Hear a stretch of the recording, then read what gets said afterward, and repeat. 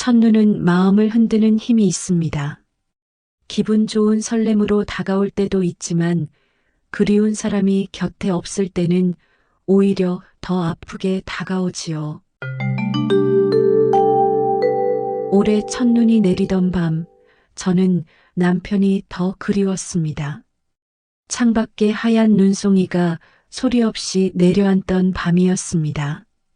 조용히 거실불을 끄고 창가에 앉아 눈을 바라보는데 그 순간 마음속에서 오래된 기억들이 하나둘 피어올랐습니다. 눈은 늘 특별한 의미를 가지고 있었습니다.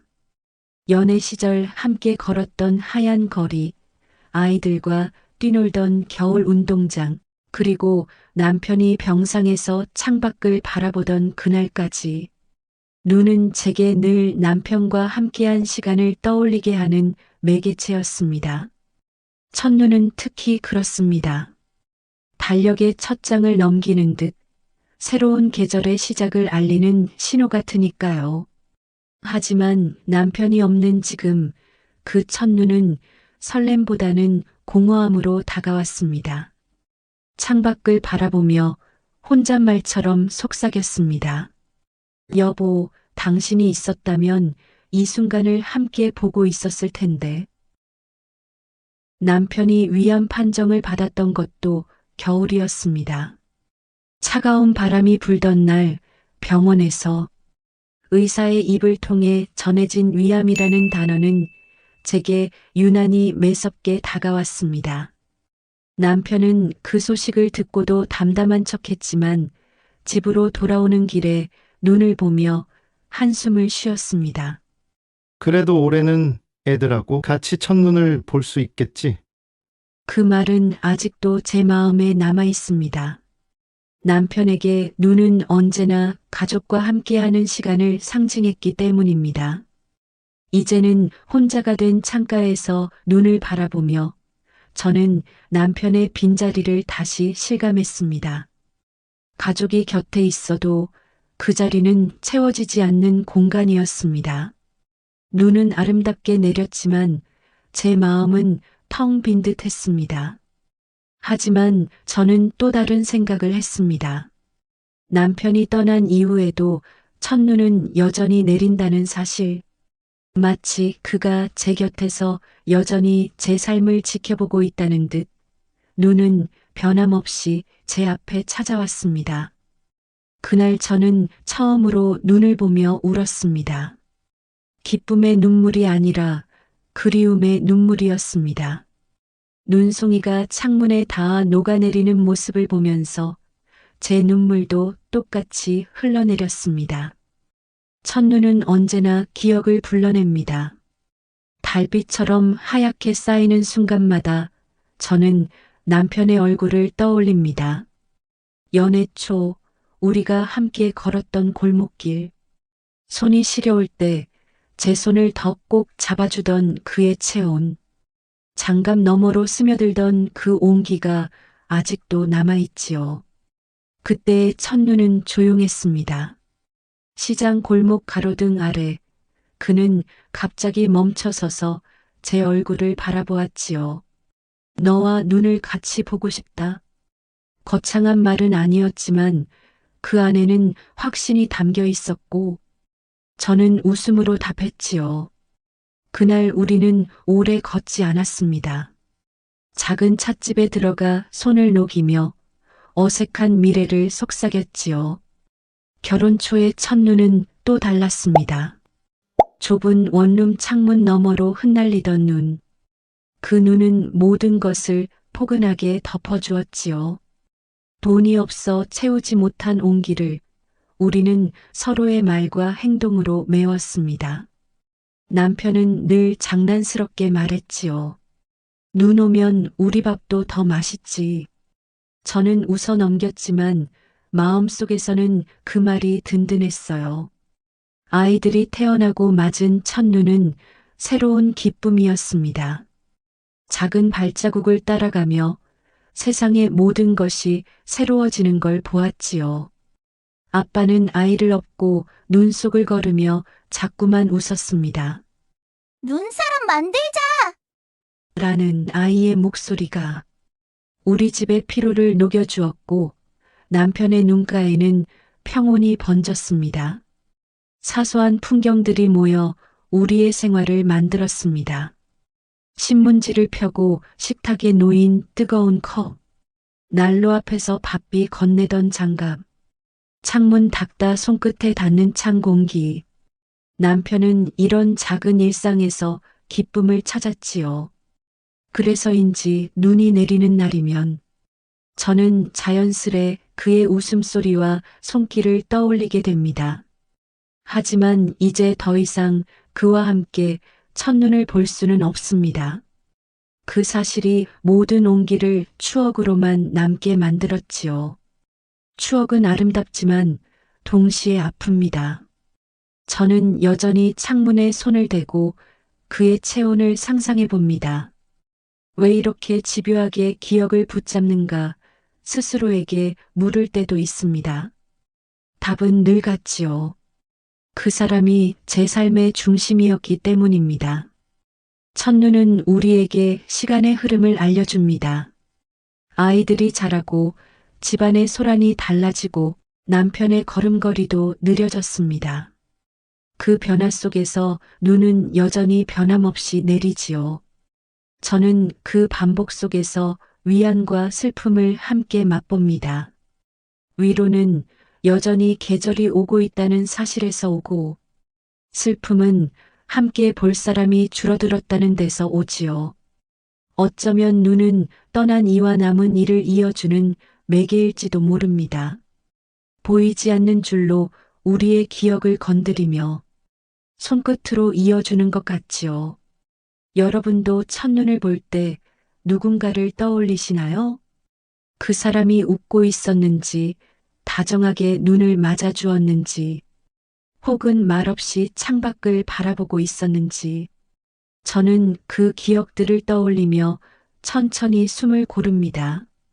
다음 눈이 내릴 때는 조금 더 담담하길, 그러나 마음의 자리만큼은 남겨두길 바라지요. 남편이 위암 판정을 받았던 날도 겨울이었습니다. 병원 복도는 유난히 차가웠고 창밖에는 잔설이 희미하게 남아 있었지요.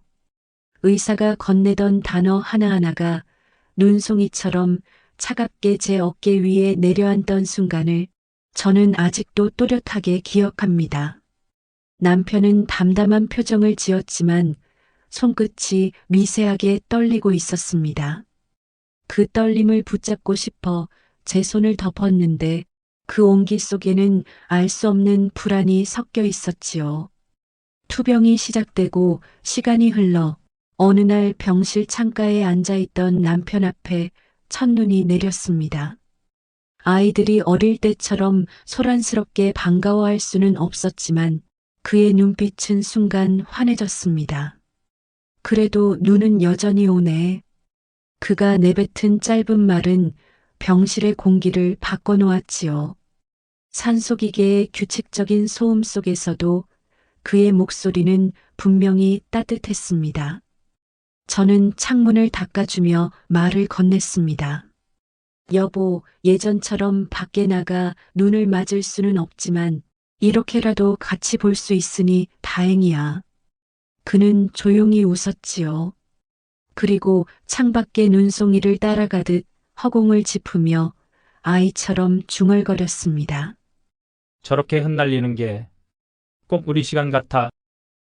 모였다가 흩어지고 그래도 또 오는 거지. 그 순간 저는 울컥했습니다. 병으로 지쳐가는 몸을 가지고도 그는 여전히 삶을 눈에 비추고 있었으니까요. 그에게 눈은 단순한 계절의 풍경이 아니라 끝까지 붙잡고 싶었던 삶의 빛이었습니다. 저는 눈물을 보이지 못한 채 창밖으로 시선을 고정하고 그의 말을 마음속 깊이 새겼습니다. 그 겨울은 길면서도 짧았습니다. 항암 치료로 기력이 빠진 남편은 점점 말수가 줄어들었고 창밖을 보는 시간이 많아졌습니다. 그러나 눈이 내리는 날이면 언제나 다른 얼굴을 했습니다. 힘겹게 웃음을 지으며 말했지요. 눈 오는 날은 참 예쁘다. 그 모습을 보며 저는 그가 스스로에게 위안을 건네는 것 같다고 느꼈습니다. 한 번은 간호사가 커튼을 치려 하자 남편이 손사래를 쳤습니다. 아직 눈이 오는데 왜 가려요? 잠깐이라도 보고 싶어요. 그때 저는 그의 곁에서 손을 잡고 있었습니다. 차가워진 손이었지만 눈을 바라보는 눈빛은 여전히 따뜻했지요. 지금도 첫눈이 내리면 그 장면이 가장 먼저 떠오릅니다. 병실 창가, 회색빛 도시 위로 내리던 하얀 눈발, 그리고 끝까지 그 눈을 바라보던 남편의 얼굴. 눈은 그에게 마지막까지 삶을 붙드는 끈이었고, 저에겐 그와 함께한 마지막 계절의 증거였습니다. 그 겨울의 눈을 떠올리면 제 마음속에도 여전히 같은 질문이 남습니다. 그는 그 눈을 마지막으로 보며 어떤 마음이었을까? 저는 감히 다 헤아릴 수는 없습니다. 하지만 한 가지는 분명합니다. 그는 그 눈 속에서 여전히 가족을 보고 있었다는 것. 아이들과 저, 그리고 우리가 함께 쌓아온 시간을 말이지요. 남편이 떠난 뒤 처음 맞이한 겨울. 첫눈이 내리던 날을 저는 결코 잊지 못합니다. 그날도 평소처럼 저녁을 간단히 먹고 설거지를 마친 뒤 습관처럼 창문을 열어보았습니다. 차갑게 스며드는 바람 사이로 하얀 눈송이가 어둠 속에서 흩날리고 있었지요. 순간 가슴이 덜컥 내려앉았습니다. 남편이 없는 자리에서 첫눈을 마주한 건 그때가 처음이었으니까요. 예전 같았으면 저는 서둘러 남편을 불렀을 겁니다. 여보, 눈 와요. 같이 봐요. 그럼 그는 늘 대답했지요. 벌써? 빨리 나가보자. 그리고는 아이처럼 들뜬 얼굴로 현관문을 열고 마당에 서서 눈을 맞곤 했습니다. 하지만 그날은 그 장면이 펼쳐지지 않았습니다. 오직 고요한 집 안과 창밖의 눈만이 저를 마주했지요. 첫눈은 여전히 아름다웠습니다. 가로등 불빛 아래 반짝이는 눈발, 길 위에 차곡차곡 쌓여가는 풍경. 그러나 제 눈에는 그 모든 것이 공허하게만 다가왔습니다. 함께 감탄해 줄 사람이 없다는 사실이 눈송이보다 더 차갑게 제 마음을 덮었지요. 저는 괜히 창문을 닫고 커튼을 치려 했습니다. 하지만 손이 멈췄습니다. 눈을 보지 않으면 그리움이 덜할까 싶었지만 오히려 더 가슴이 저렸지요. 결국 커튼을 젖힌 채 소파에 앉아 눈을 바라봤습니다. 그때부터 눈송이 하나하나가 남편의 목소리처럼 들렸습니다. 괜찮아. 또 내년에도 올 거야. 그의 말이 허공에서 메아리 치는 듯 했지요. 아들은 전화를 걸어 말했습니다. 엄마, 눈 오죠? 따뜻하게 계세요. 딸도 메시지를 보냈습니다. 엄마, 눈 사진 찍어드릴까요? 아이들의 마음 씀씀이가 고마웠습니다. 그러나 그들의 다정한 말 속에서도 채워지지 않는 빈자리가 있었지요. 남편만이 채워줄 수 있었던 자리였습니다. 저는 그날 밤 괜히 옷장을 열어 남편의 외투를 꺼냈습니다.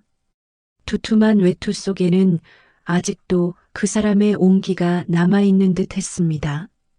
외투를 꼭 껴안은 채 창밖을 바라보다가 나도 모르게 속삭였지요. 여보, 같이 보고 싶어? 오늘 첫눈, 당신이 참 좋아했는데. 눈은 한참을 내렸습니다. 마당에 켜진 작은 가로등 불빛이 점점 뿌옇게 가려질 만큼 쌓였지요. 그러나 제 마음은 점점 더 비어갔습니다. 첫눈이 이렇게 쓸쓸한 날은 처음이었습니다. 그날 저는 알았습니다. 남편이 없는 첫눈은 기쁨이 아니라 시험 같다는 것을, 웃음을 삼키며 견뎌야 하는 계절의 시작이라는 것을, 하지만 동시에 깨달았습니다. 눈이 여전히 내리듯 남편을 향한 제 마음도 여전히 살아있다는 것을, 남편이 없는 첫눈의 공허함은 쉽게 가시지 않았습니다. 그러나 아이들은 제 마음을 어렴풋이 알아챘는지 그날따라 유난히 전화를 자주 걸어왔지요. 저녁 무렵 아들이 먼저 전화를 걸어왔습니다. 엄마 창밖 보셨어요? 오늘 첫눈 와요. 밖은 완전 하얘졌어요. 저는 억지로 웃으며 대답했습니다. 맞지. 예쁘더라. 그런데 아빠 생각이 나서 마음이 좀 그렇구나. 아들은 잠시 말을 고르더니 조심스럽게 말했습니다. 엄마 아빠도 오늘 하늘에서 보고 계실 거예요. 엄마 혼자가 아니에요. 그 말에 눈물이 왈칵 쏟아질 뻔했지만 꾹 참았습니다. 아들 역시 아버지의 부재를 크게 느끼고 있을 텐데 나를 위로하려 애쓰는 마음이 느껴졌기 때문이지요. 잠시 후 딸에게서 메시지가 왔습니다. 엄마, 회사 근처에도 눈 많이 와요. 제가 사진 찍어서 보내드릴게요. 곧 휴대폰 화면에 도착한 사진 속에는 가로등 아래 흩날리는 눈발과 겹겹이 쌓인 발자국이 담겨 있었습니다. 사진을 보는 순간 남편과 함께 아이들 손을 잡고 걸었던 겨울 저녁이 떠올랐습니다. 저는 답장을 보냈습니다. 예쁘네. 고맙다. 엄마 마음이 좀 따뜻해진다. 딸은 바로 답을 보냈지요. 엄마, 올겨울엔 제가 자주 갈게요. 혼자 계시지 않게. 잠시 후 며느리도 전화를 걸어왔습니다. 어머니, 혹시 눈길에 미끄러질까 걱정돼요. 외투 따뜻하게 입으세요. 저는 순간 마음이 짠했습니다. 과거 며느리와의 작은 갈등이 떠올랐지만 그의 말은 순수한 걱정이자 애정이었지요. 그래서 담담하게 대답했습니다. 고맙다. 내가 이렇게 챙겨주니 든든하다. 그날 밤 저는 아이들과 주고받은 대화와 메시지를 몇 번이나 다시 읽어보았습니다. 그들의 다정한 말 한마디가 허전한 마음을 잠시나마 달래주었지요. 하지만 한편으론 솔직한 마음을 감출 수 없었습니다. 아무리 아이들이 곁에서 위로를 건네도 남편의 빈자리는 여전히 크게 남아 있었습니다. 그 자리는 오직 한 사람만이 채울 수 있었으니까요. 저는 혼잣말처럼 중얼거렸습니다. 아이들이 있어서 참 다행이다. 그런데도 왜 이렇게 허전할까? 첫눈의 기쁨과 함께 찾아온 쓸쓸함. 아이들의 위로와 섞여 묘한 여운을 남겼습니다. 따뜻함과 허전함이 동시에 가슴에 자리 잡는 느낌이었지요. 그날 저는 아이들에게 감사하면서도 남편이 더욱 그리워졌습니다. 그날 밤 저는 혼자 창가에 앉아 눈을 바라보았습니다. 아이들이 건넨 따뜻한 말들이 고맙게도 귓가에 남아 있었지만 창밖의 하얀 눈은 또 다른 목소리를 불러왔습니다. 그건 남편에게 하고 싶었던 수많은 말들이었지요. 여보, 당신이 있었다면 오늘 밤 얼마나 좋았을까? 저는 속으로 그렇게 중얼거렸습니다. 아마 현관문을 열자마자 밖으로 뛰어나갔겠지. 그리고는 눈송이를 맞으며 올해 눈은 유난히 크다고 했을 거야. 저는 눈을 바라보며 상상의 대화를 이어갔습니다. 여보, 아직도 내가 당신 외투를 꺼내 입으면 당신 냄새가 남아있어. 괜히 외투를 꼭 껴안고 눈을 보면 당신이 곁에 있는 것 같아. 창밖에 내리는 눈발은 마치 그 말에 답하듯 조용히 흔들리며 내려왔습니다. 남편은 늘 눈을 좋아했습니다. 눈 오는 날이면 아이처럼 들떠 있었고 늘 무언가 새로 시작하는 기분이라 했지요. 하지만 저는 그 마음을 충분히 이해하지 못했던 것 같습니다. 그가 병상에 누워서도 창밖에 눈을 놓치지 않으려 했던 이유. 이제야 알 것 같았습니다. 눈은 그의 희망이었고 살아있음의 증거였으니까요. 저는 조용히 눈송이를 따라가며 속삭였습니다. 여보, 나 아직도 많이 힘들어. 당신 없는 자리에 서 있는 게 이렇게 어려운 줄 몰랐어. 그래도 아이들이 있어서 버티고 있어. 당신이 바랐던 대로 이 집은 아직 무너지지 않았어. 말을 잇다 보니 눈물이 흘러내렸습니다. 눈물과 눈송이가 동시에 떨어지는 순간 저는 남편이 곁에 서 있는 듯한 착각을 했습니다. 마치 그가 제 어깨에 조용히 손을 얹으며 말하는 것 같았습니다. 괜찮아. 넌 잘하고 있어.